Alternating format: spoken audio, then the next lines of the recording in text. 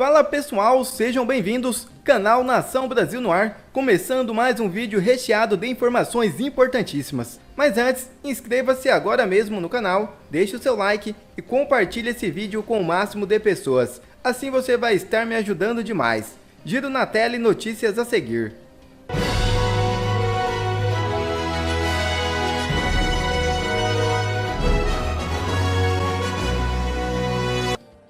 No Egito, Lula critica Israel por se defender do terrorismo.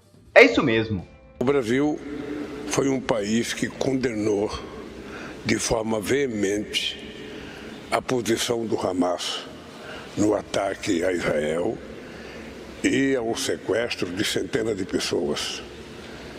E nós condenamos e chamamos o ato de ato terrorista. Mas não tem nenhuma explicação o comportamento do Israel, a pretexto de derrotar o Hamas, está matando mulheres e crianças, coisa jamais vista em qualquer guerra, sabe, porque eu tenho conhecimento. Tá aí, Serrão. Lula diz que Israel usa pretexto de combater Hamas em guerra que está levando civis à morte. Te vira aí, Serrão, boa tarde. Saudações, meus amigos, meus amados haters, meu povo da Gazeta do Povo. Presidente Lula, serei obrigado a cantar para você Noel Rosa.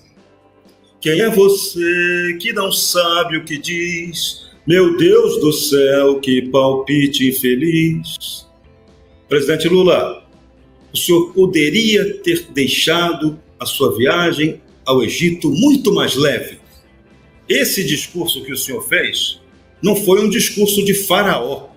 Foi um discurso digno de múmia, de alguém que não está raciocinando direito. Insisto, eu tenho a impressão que o presidente anda esclerosado politicamente. Tenho criticado isso, tenho demonstrado que as falas do presidente Lula não têm tido conexão com a realidade.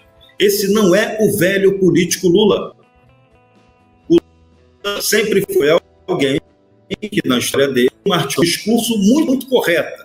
Ele está voltando a ser o Lula no sentido de ser aquele que faz discursos adequados à plateia em que ele está inserido. Então ele raciocinou assim: olha, estou no Egito, estou entre árabes, então vou meter o pau no judeu. O raciocínio foi esse. Mas para um presidente da República brasileiro, não cabe esse tipo de raciocínio tosco, né, de sindicalista de resultado.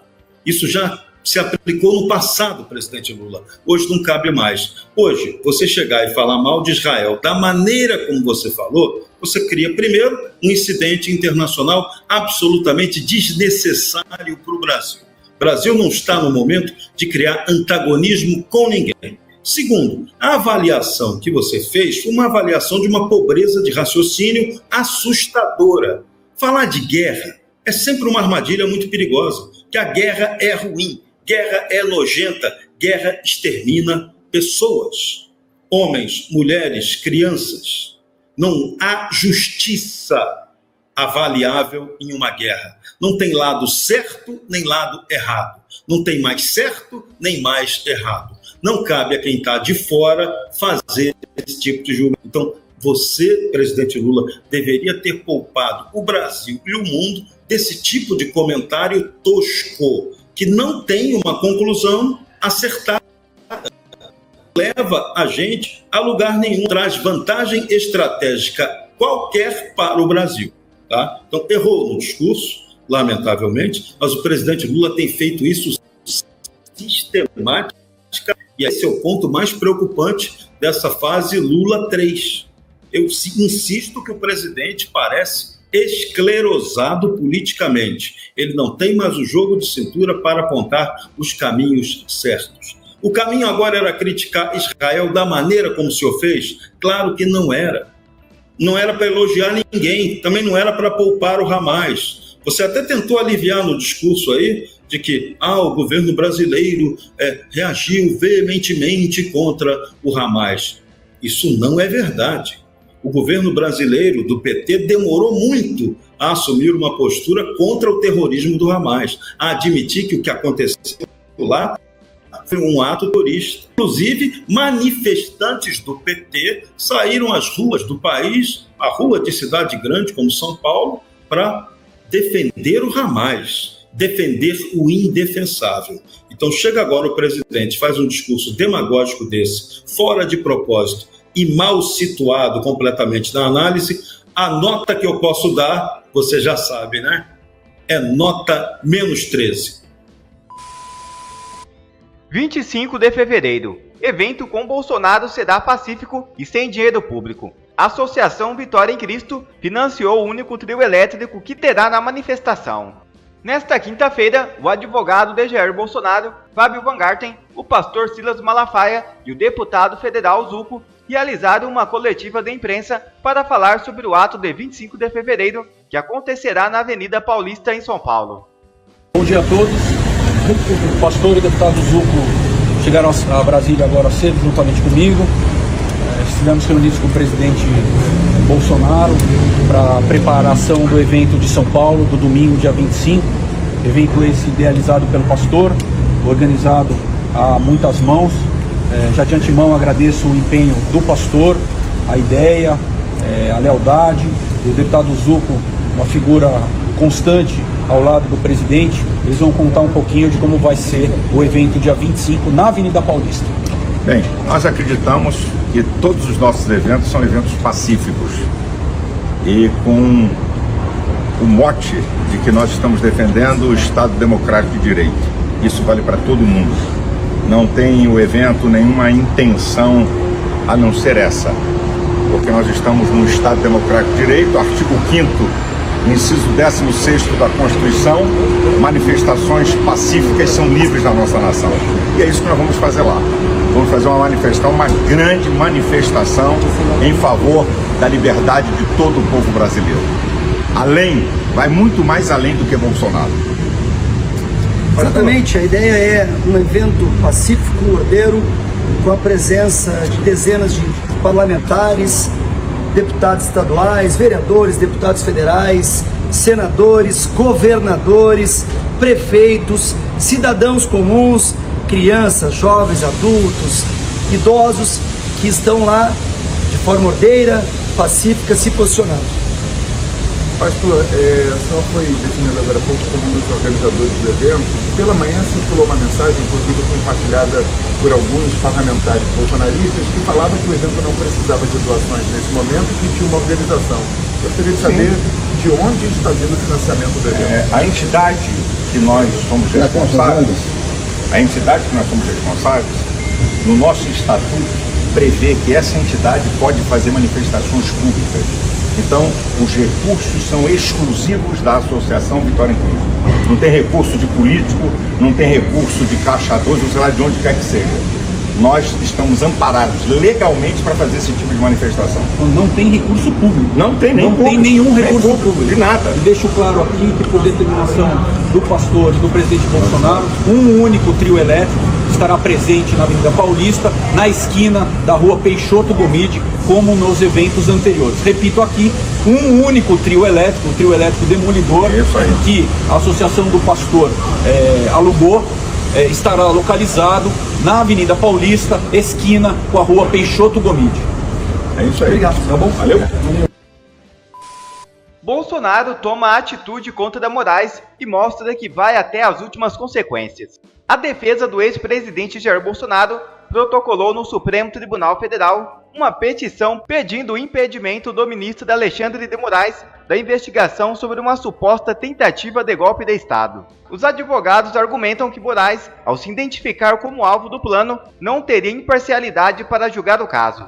Segundo a petição, a decisão de Moraes, que deflagrou a Operação Tempus Veritatis, menciona o próprio ministro mais de 20 vezes como alvo do plano. A defesa de Bolsonaro se baseia no artigo 252 do Código de Processo Penal Brasileiro, que aponta que um juiz não pode ter jurisprudência em processos em que ele próprio for parte ou diretamente interessado. O processo caiu no colo do ministro Luiz Roberto Barroso. O ato de coragem de Bolsonaro, junto com a recente convocação do povo para a manifestação na Paulista, mostra que o ex-presidente vai até as últimas consequências. Trata-se dos primeiros atos de reação de Bolsonaro contra o plano do sistema de uma eventual prisão meramente política. IPF conclui que houve injúria em tumulto com Moraes no aeroporto de Roma. Segundo o delegado, não haverá indiciamento por ser crime de menor potencial ofensivo. Trazer mais informações aqui, notícias de última hora, já adiantada aqui pelo Silvio. A Polícia Federal encerrou as investigações do tumulto no aeroporto de Roma, envolvendo aí, então, a família do ministro Alexandre de Moraes, do Supremo Tribunal Federal, e uma família do interior de São Paulo em 2023. A PF concluiu que Roberto Mantovani Filho cometeu crime de injúria real contra o filho do ministro. Segundo a PF, as imagens registradas pelas câmeras de segurança do aeroporto mostram com clareza o momento em que Roberto Mantovani Filho se dirige de modo incisivo a Alexandre Barsi de Moraes e, abre aspas, o atinge no rosto com a mão direita, causando o deslocamento dos óculos do atingido. Fecha aspas. Os investigadores dizem que logo após, o filho do ministro revida empurrando Roberto Mantovani Filho com o braço esquerdo, sendo que em seguida um homem se coloca entre ambos, apartando o conflito. Apesar da conclusão pelo cometimento do crime, o relatório explica que não haverá indiciamento por se tratar de crime de menor potencial ofensivo cometido fora do país. Augusto, essa gente se andasse nos trens aqui da CPTM em São Paulo, isso aí é fichinha, né? Que graça, né? Que se o Piotr levantar e por um gesto qualquer cair assim, ó, dá processo que dura 1 ano. É o milagre dos óculos voadores. Ali dele é o seguinte, se eu fosse juiz, né, se fosse um caso normal, num país normal, eu diria assim, como é que é? Você tem provas e não quer apresentar? Tá bom, então você está condenado. Encerra o caso e vão parar de perder tempo. Ocultação de prova. No Brasil, você tem a prova que a vítima não quer apresentar. E você não dá acesso a essa prova ao suposto agressor. Vamos lá, o que vimos, como bem lembrou o Piotr, foi o ministro chamando de bandido, o que configura um crime contra a honra, chamando de bandido um dos agressores, como ele chama. Eu quero ver a outra parte. Se houver algum, na pior das hipóteses, se houver uma réplica ou alguma coisa parecida dita pelo acusado, 1-1, empatou. Foi um bate-boca, com o qual nós estamos perdendo tempo, o Brasil está perdendo tempo, a Polícia Federal mentindo para configurar um crime de injúria em tumulto com Moraes. Nós estamos perdendo tempo, todo esse tempo, por causa de uma mentira contada por um ministro e encampada por outras autoridades. Mas, até agora, o ônus da prova cabe ao acusador. Sim. Ele não só não apresenta a prova, o acusador, como nega ao acusado acesso a ela. Que tal?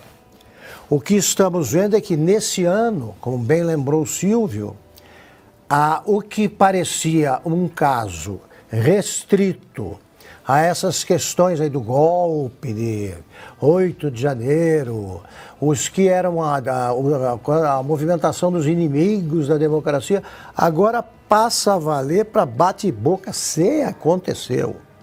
De aeroporto, com esse carnaval todo que o Silvio resumiu, busca apreensão, porque o ministro se sentiu ofendido por alguém que ele chamou de bandido, e é tão grave o vídeo que ele não quer mostrar. Isso aqui já passou da conta, até se fosse um enredo de um filme, de um livro de realismo fantástico, de um autor de realismo fantástico, seria um exagero, né? É o Garcia Marques. Acharia isso aí ridículo demais para tentar transformar numa brincadeira, né, ou numa fantasia fictícia, da ficção, que ele foi um dos craques. Está demais, né? O Brasil está ficando uma piada das piores, porque não tem graça nenhuma. Joyce, só para complementar, o Augusto colocou textualmente o que diz o entendimento da lei, mas eu vou ler o que diz o crime de injúria. A polícia decidiu que não vai fazer um indiciamento, é isso? Porque é um crime de potencial ofensivo menor, é isso? E fora do país. E fora do país. No crime de injúria está dizendo o seguinte: o juiz pode deixar de aplicar a pena no caso de uma condenação, né? Quando o ofendido de forma reprovável provocou diretamente a injúria. Ou seja, você fez alguma coisa, o outro sujeito vai lá, ficou ofendido, também xingou. Ou no caso de retorção imediata que consista em outra injúria. Ou seja, um xingou e o outro xingou. Bom, enfim, se xingaram. Eu, quando fazia, no começo de carreira, que eu ia na delegacia lá em Rio das Pedras, isso aí o escrivão tipificava como desinteligência, era esse o nome. O famoso bate-boca, um xingou o outro e ficou aquele lá, o delegado, para não perder tempo, chamava de desinteligência, dava uma bronca nos dois e mandava os dois embora porque ele tinha que prender bandido. Eu vi isso várias vezes na minha vida. Escuta, vocês estão tomando tempo da polícia aqui, eu tenho mais coisa importante para fazer. Eu acho que a Polícia Federal leu aqui o crime de injúria. Isso é alvissareiro, isso é muito importante, porque está aqui, ó. Deixa para lá que isso aqui não faz sentido. Só que foram 7 meses discutindo esse assunto. 7 meses. Esse país também tem coisa bem mais importante para fazer. Silvio, as imagens que a gente tem até agora são essas aqui. Está com medo agora. Você tudo identificou. O senhor está nos ameaçando? O senhor está nos ameaçando? Bandido. O senhor está... Eu, né? E aí, Silvio? Bom, ele ofendeu. Chamar alguém de bandido, né, numa situação como essa, onde nós estamos falando de crime, isso pode se caracterizar também crime, ou não? Então há aí uma recíproca, como é que fica? É o que está aqui, no caso de retorção imediata, que consiste em outra injúria, então pois bem, não tem pena. E para finalizar, olha só, sabe quem cometeu crime de agressão? O deputado Quaquá. O Quaquá cometeu um crime de agressão.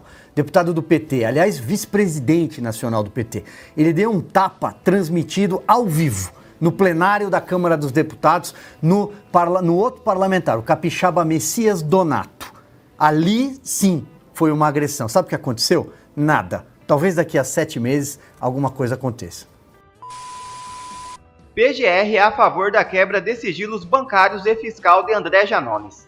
A Procuradoria-Geral da República manifestou-se favoravelmente à quebra dos sigilos bancário e fiscal do deputado André Janones, conforme parecer enviado ao Supremo Tribunal Federal. Janones, sob investigação por suposta participação em um esquema de rachadinha na Câmara Federal, poderá ter seus dados financeiros de 2015 a 2023 examinados, caso o ministro Luiz Fux, relator do inquérito, acate o pedido feito pela Polícia Federal em janeiro.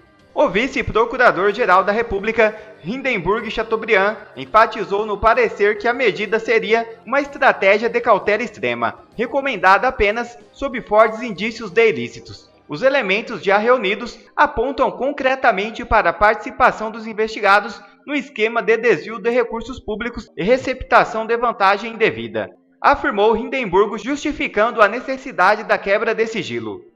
Uma das pessoas que mais acusou Jair Bolsonaro de rachadinha está na iminência de ser preso por rachadinha. Que ironia!